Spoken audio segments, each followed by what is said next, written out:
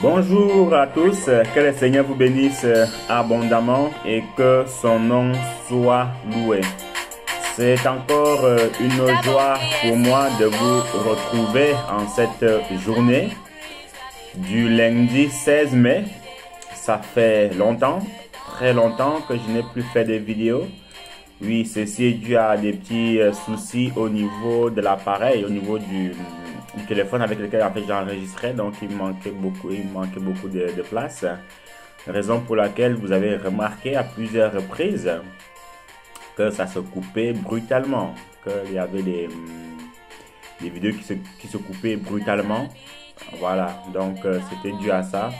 Mais Dieu soit loué, le Seigneur m'a fait la grâce d'avoir un nouvel appareil, dont j'espère que il sera meilleur que celui-ci, mais je suis déjà convaincu qu'il sera déjà meilleur que celui d'avant. Je ne sais pas pour vous, mais pour moi c'est un sujet de bénédiction, c'est un sujet de joie que de vous retrouver au jour d'aujourd'hui pour encore apporter d'autres choses que le Seigneur a mis à mon cœur. Raison pour laquelle je ne peux qu'avoir ce sourire que vous voyez au niveau de mes lèvres. Parce que, bon, vous savez, le Seigneur nous dit que travaillez toujours dans le Seigneur afin de savoir que votre travail ne sera pas pris en vain quand le Seigneur Jésus-Christ reviendra. Donc, ça veut dire que tout ce qu'on fait pour le Seigneur, peut-être pour nous, c'est négligeable. Peut-être pour nous, on ne fait pas attention. Peut-être pour nous, c'est, voilà, j'ai fait comme ça. Non, non, non. Tout ce qu'on fait pour le Seigneur, que ce soit au niveau des prédications, que ce soit au niveau de l'encadrement d'une ou des âmes, au niveau de l'évangélisation, au niveau de la lecture biblique, au niveau de la prière, au niveau des dons, vraiment tout ce qu'on fait pour le Seigneur, c'est noté au ciel. C'est aussi comme les mauvais actes en fait. Si on tue quelqu'un, si on commet l'abomination, tout ça c'est aussi noté au ciel, vous voyez. Et au jour du jugement, le Seigneur va nous présenter la liste de notre vie et on y fera face. Mais par la grâce de Dieu, je m'encourage moi-même en fait à toujours tenir bon, à faire ce que je peux faire pour le Seigneur. Vous savez, dans la vie, ce n'est pas souvent évident. Il y a parfois une baisse de régime, on ne se sent pas bien, on n'a pas la motivation, on dit c'est quoi cette affaire, ainsi de suite, ainsi de suite. Mais mon frère, ma soeur, il ne faut pas baisser les bras, il faut tenir bon. Si tu passes par un moment de difficulté, ça arrive à tout le monde, même le Seigneur Jésus-Christ aussi, il est passé par des moments de difficulté. Même les apôtres aussi sont passés par des moments de difficulté. Mais par contre, les moments de difficulté ne doivent pas être des moments où on baisse complètement les bras, où on dit que c'est fini, où on dit que je ne veux plus rien entendre de l'évangélisation. Non, ça c'est complètement abandonner la foi. Voyez ça, et tout ça c'est complètement différent. Donc voilà un tout petit peu mes frères et sœurs, ou toi qui passes sur cette chaîne pour la première fois, sois encore les bienvenus, sois encore la bienvenue, prends place et j'espère que tout ce qui va être dit va t'intéresser et d'autres prédications ils sont sur cette chaîne qui vont t'aider, qui vont t'encourager, ainsi de suite, ainsi de suite. Donc prends ce que tu peux prendre et puis avance seulement dans ta marche spirituelle. Donc voilà un tout petit peu. Maintenant me concernant, il faut dire qu'au niveau de la foi, ça va bien. Le Seigneur fait grâce. Il n'y a pas grand chose qui a changé. Je continue à tenir bon. Au niveau d'autres choses, au niveau professionnel, ça va bien. Le Seigneur fait grâce. Je ne me plains pas. Donc au niveau de la famille, ça va bien. Je ne me plains pas. Le Seigneur fait grâce. Donc, comme disait cette femme sunamite dans l'Ancien Testament, tout va bien. Voilà, tout va bien. Peut-être vous me direz qu'elle disait tout va bien parce que, elle ne voulait pas vraiment montrer ses difficultés. Elle ne voulait pas vraiment montrer ses difficultés. Mais pour ma part, tout va bien. Vous voyez, pour ma part, tout va vraiment bien. Et je bénis le Seigneur par rapport à ça. Ça ne veut pas dire que j'ai des millions. Ça ne veut pas dire que j'ai eu la Ferrari que je souhaitais. Ça ne veut pas dire que j'ai eu l'avion que je souhaitais. Non, non, non, non, non, non. Le Seigneur fait grâce en fait d'avoir l'essentiel. Donc voilà pourquoi nous le bénissons. Amen. J'espère aussi que c'est le cas pour vous, que le Seigneur vous soutienne et que tout se passe pour le mieux de votre côté. Aujourd'hui, mon frère, ma soeur, ou toi qui passes par là, on va partager sur un thème qui s'intitule l'origine des coups d'État. Un thème qui s'intitule l'origine des coups d'État. Voilà, on va d'abord voir par la grâce de Dieu ce que c'est que un coup d'État, la définition de Larousse d'un coup d'État. Donc voici un tout petit peu cette définition-là. Un coup d'État, c'est une saisie et la destitution d'un gouvernement. Donc un coup d'État, c'est une saisie ou la destitution d'un gouvernement et de ses pouvoirs. En règle générale, il s'agit d'une prise de pouvoir illégale. En règle générale, il s'agit d'une prise de pouvoir illégale par une faction politique, un groupe rebelle, une armée ou un dictateur. En gros, ça veut dire quoi? Ça veut dire que quelqu'un qui fait un coup d'État, donc il le fait d'abord de manière légale. Voilà, légal, ça veut dire que ce n'est pas permis. Vous voyez un peu. Et ça veut aussi dire en fait que c'est un groupe d'individus, soit un groupe armé ou des rebelles. Voilà, des rebelles. Un rebelle, ça peut être quelqu'un qui est contre le gouvernement actuel. Ça peut être en fait des gens en fait qu'on a envoyés. Mais ce qu'on peut retenir ici, c'est que dans un premier temps, c'est une destitution d'un gouvernement. Donc, par exemple, si un coup d'État, je prends un exemple en France, ça veut dire que le président actuel, Emmanuel Macron, il part avec son gouvernement. Il part avec son gouvernement et c'est quelqu'un d'autre qui vient, mais il ne part pas par le moyen du vote en fait. Il part par le moyen de la force. Il part par le moyen de la force parce que bon, le peuple estime qu'il n'est plus apte à diriger le pays ou son opposant, donc son concurrent. Je prends un exemple, son concurrent Jean-Luc Mélenchon ou Marine Le Pen, tout ce monde-là, décide en fait de le virer, de manière forte. Donc c'est un peu ça un coup d'État. Mais avant en fait d'aller loin, on va voir l'origine. Quand je parle de l'origine, parce que vous savez, il y a une différence entre quelque chose qui est déjà établi, voyez, quelque chose en fait qui est déjà établi et quelque chose en fait dont c'est l'origine. L'origine, ça veut dire dès la création. Voilà, donc la première fois que ça a été fait, c'est ça l'origine. La première fois que ça a été fait. Donc on va voir d'où vient justement en fait le coup d'État. Qui a fait le premier coup d'État de l'histoire de l'humanité. Vous voyez? Donc on va prendre deux chapitres de la Bible. Pour ce faire, on va d'abord prendre Apocalypse chapitre 12. Apocalypse chapitre 12, le verset 7. Apocalypse chapitre 12, le verset 7. Il est écrit: Il y eut guerre dans le ciel, Michel et ses anges combattirent contre le dragon, et le dragon combattirent, et ses anges combattirent. Mais ils ne furent pas les plus forts, et leur place ne fut plus trouvée dans le ciel. Et il fut précipité le grand dragon, le serpent ancien appelé le diable et Satan, celui qui séduit toute la terre. Il fut précipité sur la terre, et ses anges furent précipités avec lui. Apocalypse chapitre 12, le verset 7 au verset 9, j'ai lu. Nous continuons. Ézéchiel chapitre 28, le verset 1 au verset 17. Celui-là, il est un peu plus long. La parole de l'Éternel me fut adressée en ces mots: Fils de l'homme, dis au prince de Tyr, ainsi parle le Seigneur l'Éternel. Ton cœur s'est élevé et tu as dit: Je suis Dieu, je suis assis sur le siège de Dieu, au sein des mers. Toi, tu es un homme et non Dieu, et tu prends ta volonté pour la volonté de Dieu. Voici, tu es plus sage que Daniel. Rien de secret n'est caché pour toi. Par ta sagesse et par ton intelligence, tu t'es acquis des richesses, tu as amassé de l'or et de l'argent dans tes trésors. Par ta grande sagesse et par ton commerce, tu as accru tes richesses. Et par tes richesses, ton cœur s'est élevé. C'est pourquoi ainsi parle le Seigneur l'Éternel, parce que tu prends ta volonté pour la volonté de Dieu. Voici, je ferai venir contre toi des étrangers les plus violents d'entre les peuples. Ils tireront l'épée contre ton éclatante sagesse, et ils souilleront ta beauté. Ils te précipiteront dans la fosse, et tu mourras comme ceux qui tombent percés de coups. Au milieu des mers, en face de ton meurtrier, diras-tu, je suis Dieu.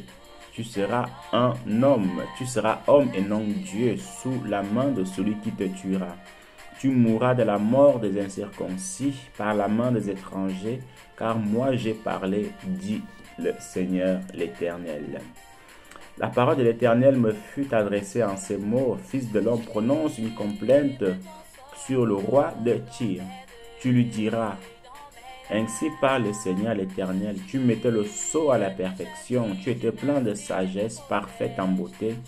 Tu étais en Éden, le jardin de Dieu, tu étais couvert de toute espèce de pierres précieuses, de sardoine, de topaz, de chrysolite, d'onyx, de jaspe, de saphir, d'escarboucle, d'émeraude et d'or.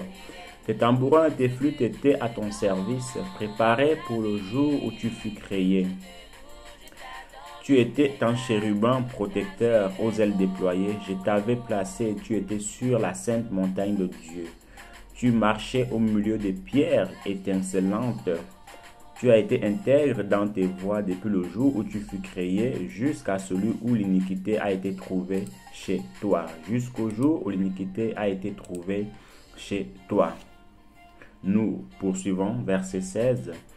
Par la grandeur de ton commerce, tu as été rempli de violence et tu as péché. Je te précipite de la montagne de Dieu et je te fais disparaître, chérubin protecteur, du milieu des pierres étincelantes.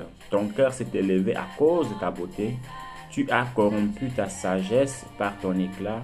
Je te jette par terre, je te livre en spectacle au roi par la multitude de tes iniquités, par l'injustice de ton commerce. Amen. Frères et sœurs, voici les deux passages qui vont nous aider aujourd'hui. Vous avez bien compris, hein, celui à qui on parle maintenant, celui dont la Bible parle sur ces deux versets, donc qui est complètement en fait le diable. Le but ce n'est pas de parler du diable, non, loin de là.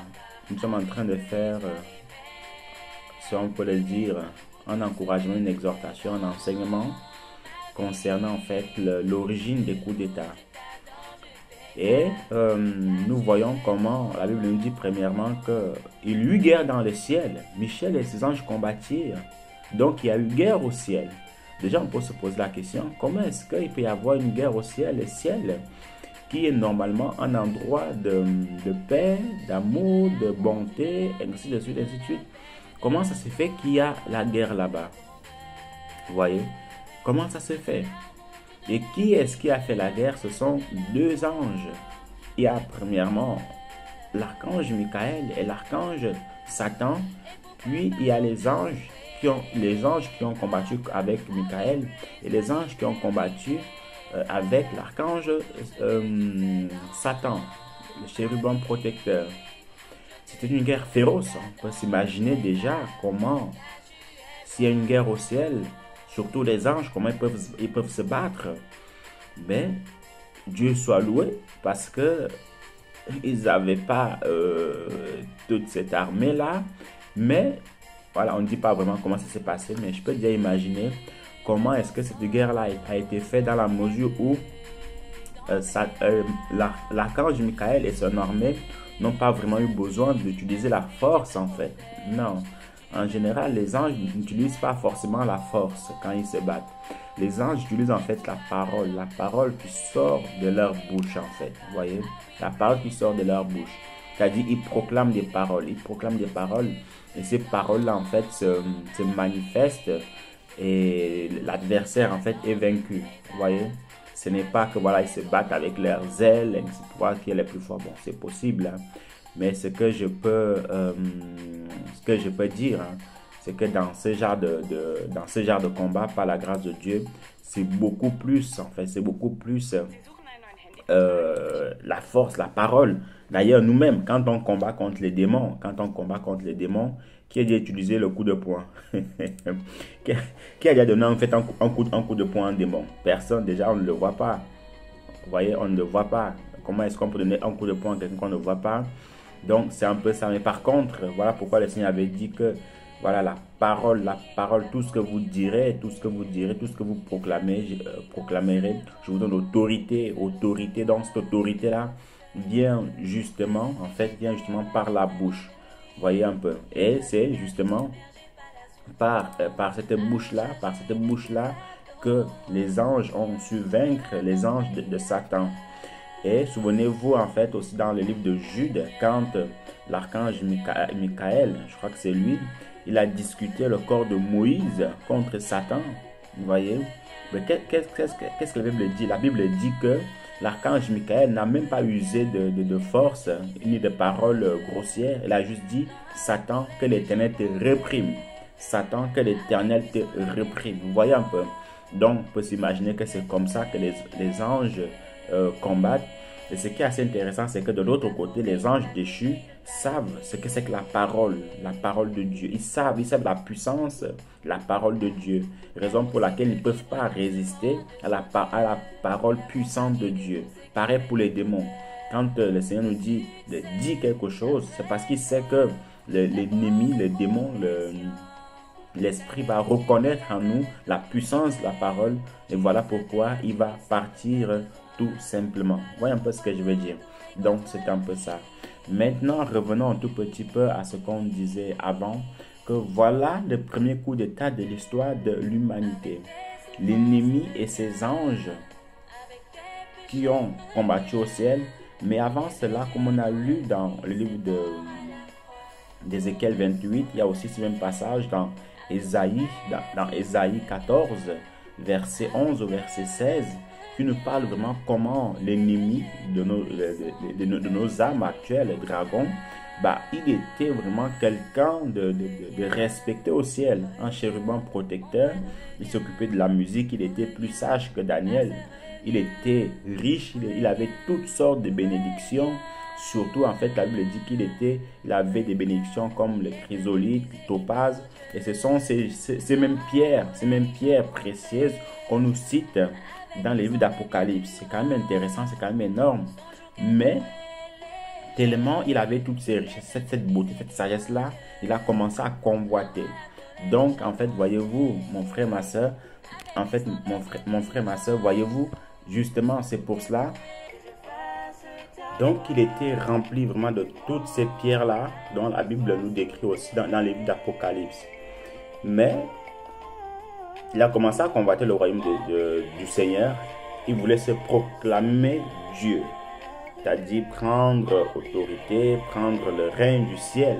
Voyez? Mais le Seigneur qui l'avait créé, qui connaît le secret des cœurs, qui arrive à voir une mouche même dans les ténèbres, mais qu'est-ce qui s'est passé? Le Seigneur a vu cela en Satan. Et du coup, automatiquement, il a arrêté ça tout de suite.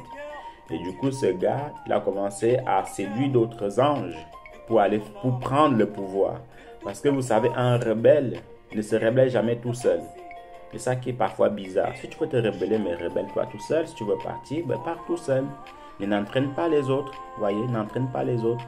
Et parfois même les autres là même, au lieu de dire non, ils disent ok, c'est pas grave, allez, on y va tous, ainsi de suite, ainsi de suite. Non, non. Quelqu'un qui se rebelle, il faut le laisser si on peut le conseiller, il faut le conseiller. Mais ne jamais assister à sa rébellion.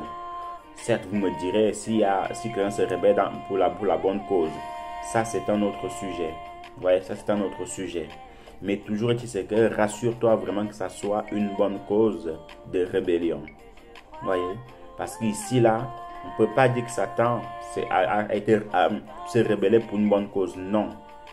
Donc, il a entraîné un tiers des anges pour se rebeller contre le Seigneur. Parce qu'il voulait prendre le pouvoir. Vous voyez? Parce qu'il voulait prendre le pouvoir. Donc, mon frère, ma soeur, ce n'est pas bon. Ce n'est pas bon du tout. Et de nos jours, ceux qui veulent se rebeller, ceux qui veulent faire des coups d'État, qu'est-ce qui se passe? Parce qu'ils convoitent déjà cette place-là de président. Ils convoitent déjà cette place de président. Ils veulent être président, ce qui, pour beaucoup, n'est pas mal. Il n'y a pas de souci par rapport à cela. Mais le problème qui est là, c'est que par quelle manière veux-tu prendre le pouvoir? Par quelle manière veux-tu prendre le pouvoir? Veux-tu le prendre de manière obligatoire, par force, ou par le moyen des urnes? Bon, vous me direz, il y a certains pays de nos jours qui n'en font aucun cas des moyens des urnes, en fait. Ça dit quoi? Ça dit les urnes, les votes et tout ça de comptabilité, ça ne leur dit rien du tout. Il y a du vol, il y a de la fraude, il y a toutes ces choses-là. Oui, on est d'accord par rapport à cela. Qu'est-ce qu'on fait? Je dirais juste, quand c'est comme ça, toujours remettre les mains entre les mains du Seigneur. Parce que tout ce qu'on fait et qui fait couler le sang, mon frère, ma soeur, il faut savoir que Dieu n'est plus là. Tout ce que quelqu'un fait pour faire couler le sang, Dieu n'est plus là. N'oubliez jamais que quand le sang coule, le seul profiteur de cela, c'est Satan. Parce que lui, il a besoin de sang pour se ravitailler. Les ennemis ont besoin du sang pour se ravitailler. Et c'est la même chose en fait pour leur maître. Donc tout ce que quelqu'un peut faire, qu'il soit chrétien ou pas, qui fait couler le sang, le Seigneur n'est pas là-dedans. Il faut vraiment le savoir. Voyez, il faut vraiment le savoir et le comprendre. Le Seigneur n'est pas là-dedans. Donc il faut prendre le pouvoir de manière légale et non de manière brute. Si le Seigneur veut que tu sois président, mon frère, ma soeur, ne sait pas comment ça va se faire, le Seigneur permettra que cela se fasse. Mais s'il ne veut pas que tu ne le sois pas, il faut de telle manière que tu ne le sois pas. Il ne faut pas brusquer les choses. Voyez un peu. Donc, mon frère, ma soeur, toute personne en fait, pour me résumer, toute personne qui prend le pouvoir, qui fait un coup d'État, donc vouloir destituer le gouvernement actuel, cela ne vient et ne viendra jamais du Seigneur. Et on a vu le premier qui a fait un coup d'État, ce n'était pas un enfant de Dieu. Bon, disons qu'il était une créature du Seigneur, mais dès le moment en fait qu'il s'est rebellé, il n'était plus enfant de Dieu. Même dès le moment où il a commencé à convoiter, à vouloir être à la place de Dieu, il s'est destitué des fonctions d'enfant de Dieu. Vous voyez un peu? Donc toute personne qui fait un coup d'État, vous entendez en fait qu'il a fait un coup d'État, ça n'a rien à voir avec Dieu. Rien du tout. C'est l'Est et l'Ouest, les deux là. Vous voyez un peu? Mais par contre, en revanche, si on veut vraiment gouverner ce pays, le diriger, le Seigneur fera toujours tout pour nous placer à un bon endroit pour que les choses en fait se fassent d'elles-mêmes. Vous savez, quand on se venge de nous-mêmes, le Seigneur ne peut pas nous venger. Mais par contre, quand on remet toutes choses entre les mains du Seigneur, alors là, le Seigneur peut agir fidèlement. Donc, voilà un tout petit peu, mon frère, ma soeur, ce que j'avais à vous partager. Que le Seigneur vous bénisse abondamment et que son nom soit loué. S'il y a des commentaires, n'hésitez pas à les mettre en dessous. Et puis, ensemble, on pourra voir comment il faut faire. Et de l'autre côté aussi, s'il y a des enseignements, s'il y a des thèmes que vous voulez en fait que j'aborde, n'hésitez surtout pas à les proposer en dessous dans la partie commentaires. Prenez soin de vous et on se dit à tout bientôt. Bye bye.